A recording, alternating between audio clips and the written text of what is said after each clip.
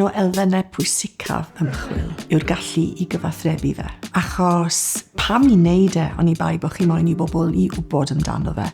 We're really aware that there is an incredible amount of misinformation and disinformation that proliferates across social media and in people's communities as well. There's something about intervening in that space in a collective, powerful way that can really shape voices really that people can trust. The Learning Society of Wales is very delighted to be working with the Williamson Trust in this Trusted Voices grants that are focused on communication. We see it as a long-term work to really produce a cohort of new trusted communicators. All communication is just storytelling. You need to think about who you're talking to, what you're saying, and the form that you are telling it in. It's been really inspiring to hear real-life examples of taking scientific evidence into the real world and the impact that that can have. And today has really been about gathering together a bunch of smart, excited, energetic people, and through discussion, trying to refine some of their ideas. Mae wedi bod yn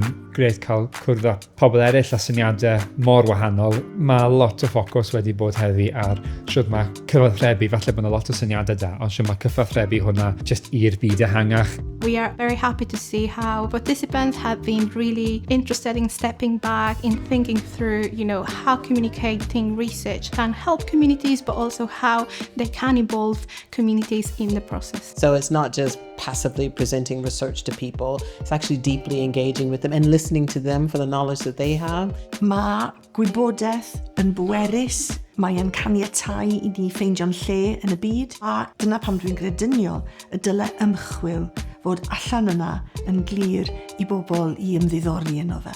And one of the great things about the Trusted Voices is it's all about trying to take trusted knowledge and get that knowledge in the hands of the people who are actually making that change.